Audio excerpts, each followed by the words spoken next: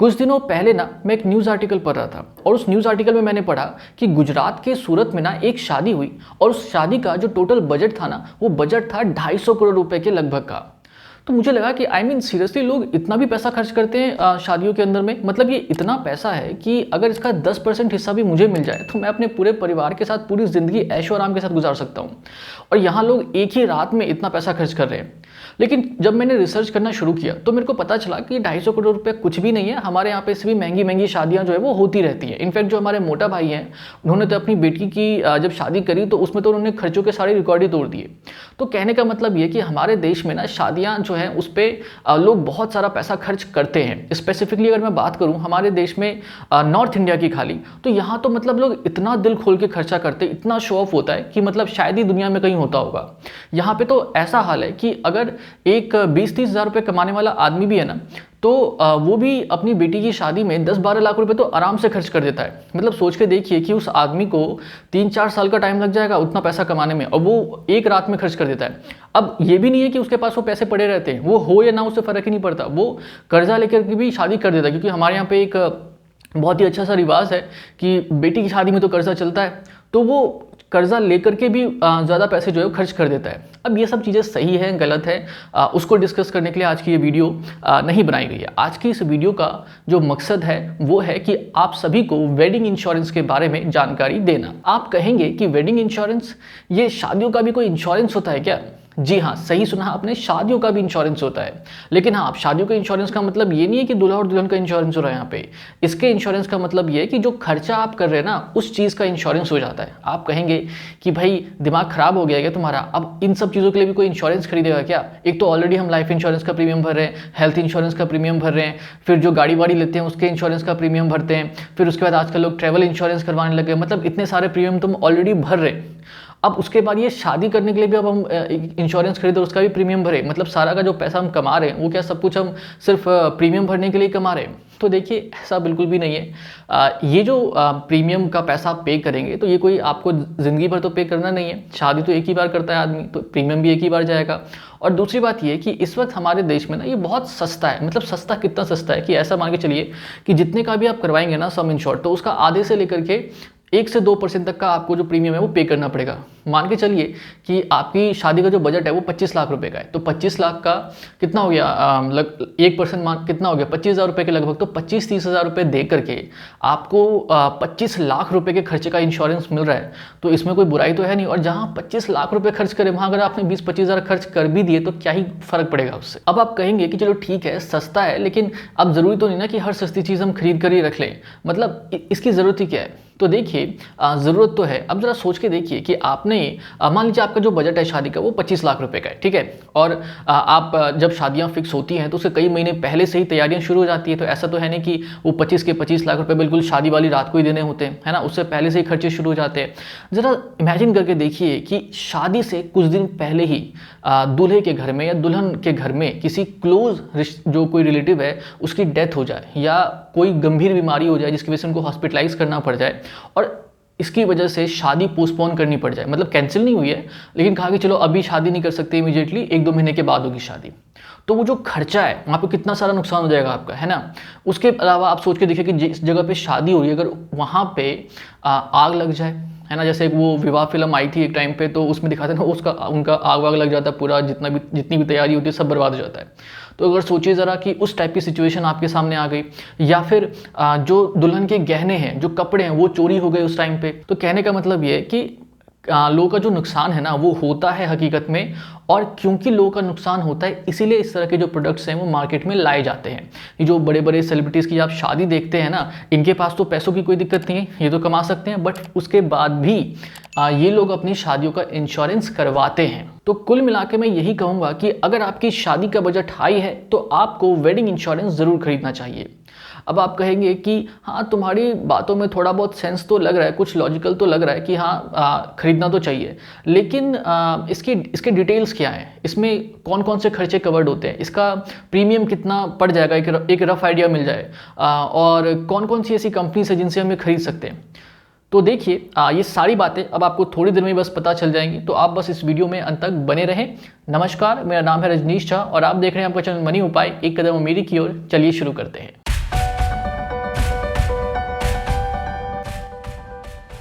तो सबसे पहले इस वेडिंग इंश्योरेंस पॉलिसी में किन किन खर्चों को शामिल किया जाता है और किन किन खर्चों को शामिल नहीं किया जाता उसके बारे में ज़रा जान लेते हैं।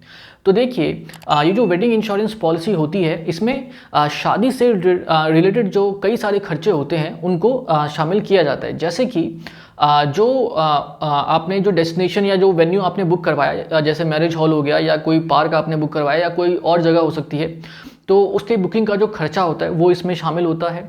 इसके अलावा जो अगर आप मान लीजिए ट्रैवलिंग का जो खर्चा होता है, लाइक जैसे अब एक जगह से दूसरी जगह आपको जाना है तो उसका जो खर्चा होता है वो भी इसमें शामिल होता है। इसके अलावा जो वेडिंग कार्ड जो प्रिंटिंग वगैरह करी जाती है तो उसका जो खर्चा होता है तो वो भी इसमें शामिल होता है।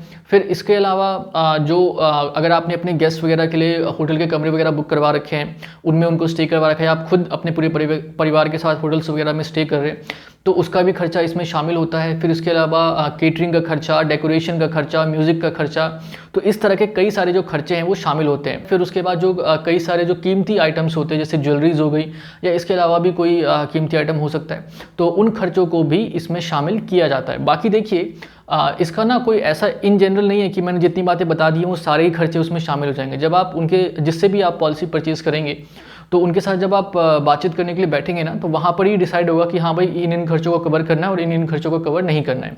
तो वो एग्जैक्टली में तो वहीं पता चलेगा आपको। मैं बस एक इन जनरल बता रहा हूँ कि क्या क्या चीज़ें कवर हो सकती हैं। अच्छा, अभी जो खर्चे मैंने आप सभी को बताया अभी कि ये इसमें कवर किए जाते हैं, शामिल हैं इसके अंदर में, तो इनका जो क्लेम है वो किन कंडीशंस में आपको मिल सकता है उसके बारे में अब ज़रा जान लेते हैं। तो देखिए, अगर जहाँ शादी हो रही है वहाँ पे अगर कोई आग लग जाती है या भूकंप वगैरह आ जाता है उस डेस्टिनेशन के ऊपर में, तो उसकी वजह से अगर नुकसान होता है इन सब खर्चों का तो आपको क्लेम मिल सकता है।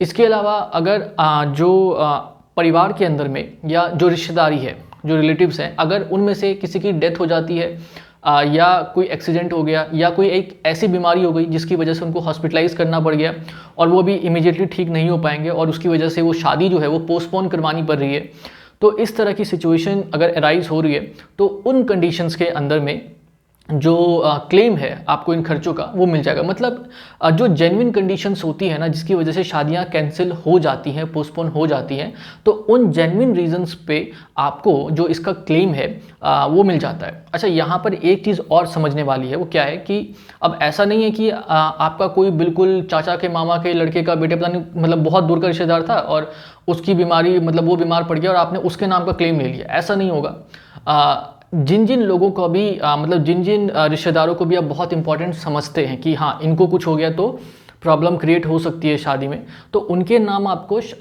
पॉलिसी खरीदते टाइम भी उनको देना पड़ेगा। जिनके नाम नहीं होंगे ना उसमें, तो अगर उनको कुछ हो जाता है तो उसके बेसिस पे फिर क्लेम नहीं मिलेगा आपको। तो ये सारी चीज़ें भी आपको ध्यान रखनी है। फिर जिन जिन आइटम्स को आप इंश्योर करवा रहे हैं, अगर आपको लगता है कि ये ज्वेलरी इंपॉर्टेंट है, ये कपड़ा इंपॉर्टेंट है, तो उन सबका नाम आपको लिख करके देना पड़ेगा। तो अगर कोई जेन्युइन रीज़न है तो उसकी वजह से डेफिनेटली आपको क्लेम मिल जाएगा। अब कुछ ऐसे भी कारण हैं जिसकी वजह से आपको इन खर्चों का क्लेम नहीं मिलेगा, तो वो भी ज़रा जान लेते हैं। देखिए, अगर किसी की किडनैपिंग हो जाती है तो उस सिचुएशन में जो क्लेम का पैसा है वो नहीं मिलेगा। किडनैपिंग के बाद में मान लीजिए जहाँ शादी हो रही है तो वहाँ पे लाइक जैसे आंदोलन होते हैं ना कि भारत बंद कर दो, ये कर दो, तो इस टाइप का कोई आंदोलन चल रहा हो या कोई दंगे फसाद हो रहे हो, तो इस तरह की चीज़ों को भी उसमें शामिल नहीं किया जाता। फिर इसके अलावा भी कई सारे रीजंस हैं, और जैसे मान लीजिए किसी का रिश्ता, उसको पता चल गया कि रिश्ता जो है मेरा टूट जाएगा, शादी नहीं हो पाएगी, तो उसने जानबूझ के उस दिन में आग वाग लगा दी मंडप पे कि चलो क्लेम का पैसा जितना खर्चा वो पैसा तो कम से कम रिकवर कर ले। तो इंटेंशनली अगर करने की कोशिश करेंगे तो वो भी नहीं होगा, बिकॉज जांच पड़ताल करने के बाद ही आपको सारे पैसे दिए जाएंगे। तो आपकी गलती की वजह से अगर कुछ हुआ है तो वो भी नहीं होगा। प्लस अगर मान लो कि दूल्हा दुल्हन में बन नहीं रही है, ठीक है, कोई ऐसी, जैसे कई बार होता है ना कुछ राज खुल जाते हैं दूल्हे की तरफ से या दुल्हन की तरफ से, तो लोग इमीडिएटली शादी कैंसिल करके चले जाते हैं, तो उस तरह की सिचुएशन में भी नहीं होगा। या अगर दूल्हा कभी दहेज की डिमांड करता है और उस चक्कर में शादी कैंसिल हो जाती है एंड टाइम पे, ठीक है, तो उसके लिए भी कोई क्लेम का पैसा नहीं मिलेगा। मतलब जो मैन मेड रीजंस हैं हमारी वजह से जो चीज़ें क्रिएट हो सकती हैं, तो उनके लिए नहीं मिलता। जो चीज़ें हमारे हाथ में नहीं है, जैसे कोई बीमार पड़ गया, किसी का एक्सीडेंट हो गया, कोई किसी की मृत्यु हो गई, आग लग गया, भूकंप आ गया, तो ये सब हमारे हाथ में नहीं है। तो इस तरह की चीज़ों का जनरली जो क्लेम है वो मिल जाता है। तो मैंने अभी तक आपको जितनी भी चीज़ें बताई हैं कि भाई ये शामिल होता है, ये शामिल नहीं होता, इस कंडीशन में आपको क्लेम मिलेगा, इस कंडीशन में नहीं मिलेगा, ये कुछ जनरल बातें हैं, ठीक है ना। ऐसा नहीं है कि सब जगह पे आप किसी भी कंपनी से खरीदेंगे तो सब एप्लीकेबल ही होगा। जब आप खरीदेंगे पॉलिसी को तो उनके साथ बैठ के ना वहीं पे बात कर लें, मतलब कि आप टर्म्स एंड कंडीशन को अच्छे से पढ़ लें, फिर ही पॉलिसी खरीदें। अच्छा, अब इसके बाद बात करते हैं कि इसमें खर्चा कितना आएगा, इसका प्रीमियम कितना होता है। तो देखिए, इसका जो प्रीमियम है, मैं स्टार्टिंग में भी आपको बता ही चुका था, फिर से बता देता हूँ कि 0.5 से लेकर के 1 से 2% तक का मैक्सिमम जो है वो प्रीमियम का अमाउंट हो सकता है। बाकी एग्जैक्टली कितना प्रीमियम होगा वो तो आपके शादी का कितना बजट है, किस डेस्टिनेशन पे आपकी शादी हो रही है, तो उस लेवल पे ही डिसाइड होगा कि हाँ इनका इतना प्रीमियम बनेगा या इतना नहीं बनेगा। बाकी एक रफ आइडिया जो मैंने आपको स्टार्टिंग में बताया था कि अगर एक 20-25 लाख की शादी है तो 20-25 हज़ार रुपये में मैक्सिमम टू मैक्सिमम जो है आपको प्रीमियम पे जो ये वाला इंश्योरेंस है वो मिल जाएगा। तो कहने का मतलब ये कि जो उसका प्रीमियम है ना वो भी बहुत सस्ता है, आप बहुत ही आराम से इस पॉलिसी को खरीद सकते हैं। अब इसके बाद एक आखिरी सवाल ये कि ऐसी कौन कौन सी कंपनीज हैं जिनसे हम ये पॉलिसी परचेज कर सकते हैं। तो देखिए, इस वक्त हमारे देश भारत में ना ऐसी बहुत कम कंपनियां हैं जो कि इस तरह की पॉलिसीज़ बेचती हैं। जब मैं गूगल कर रहा था तो मेरे सामने बहुत ही लिमिटेड ऑप्शंस आए और फिर मैंने कई सारे न्यूज़ आर्टिकल्स भी पढ़े इसको लेकर के। तो अभी बहुत, कहने का मतलब ये है ना कि अभी बहुत कम कंपनीज हैं जो कि इस तरह की पॉलिसीज़ बेचती हैं। तो ऐसा नहीं है कि आप किसी भी कंपनी के पास जाएंगे तो आपको वहाँ पे ये वेडिंग इंश्योरेंस जो पॉलिसी है उसका ऑप्शन मिल जाएगा। फिलहाल जिन कंपनियों में आपको इस तरह ये सुविधा फैसिलिटी मिल जाती है तो उनके नाम इस वक्त आप अपनी स्क्रीन पे देख रहे होंगे। इनमें से जिस किसी भी कंपनी से आप चाहें आप ये पॉलिसी खरीद सकते हैं। तो बस अब इस वेडिंग इंश्योरेंस पॉलिसी के बारे में जितनी भी बातें जानने लायक थी उन सभी को लगभग हमने डिस्कस कर ही लिया है। बाकी हमेशा की तरह कुछ ना कुछ तो रह ही जाता है, सब कुछ तो एक वीडियो में डिस्कस नहीं किया जा सकता। तो जो कुछ भी ऐसा है जो जानना ज़रूरी था और वो मैंने ना बताया तो नीचे कमेंट सेक्शन खाली पड़ा हुआ है, उसमें आप आकर के बताएं। कुछ पूछना चाहते हैं तो उसके लिए भी कमेंट सेक्शन खाली पड़ा हुआ है। वीडियो पसंद आई है तो लाइक किए बिना ना जाएं और जितने ज़्यादा लोगों के साथ हो सके इस वीडियो को शेयर भी ज़रूर करें। सब्सक्राइब नहीं किया है तो सब्सक्राइब करके ज़रूर रख लें और सब्सक्राइब करते टाइम जो नोटिफिकेशन वाला बेल है उसे भी ज़रूर प्रेस कर दें। तो आगे से जब भी आप किसी शादी का बजट बनाएं या आपकी जानकार में कोई अगर शादी का बजट बनाए तो आप मेरी तरफ से एक एडवाइस उनको ज़रूर देना कि इस शादी के बजट में ना एक खर्चा आप और ऐड कर लीजिए और वो खर्चा है वेडिंग इंश्योरेंस का। तो आप सभी ने इस वीडियो को यहाँ तक देखा, इसके लिए आप सभी का बहुत बहुत धन्यवाद। नमस्ते।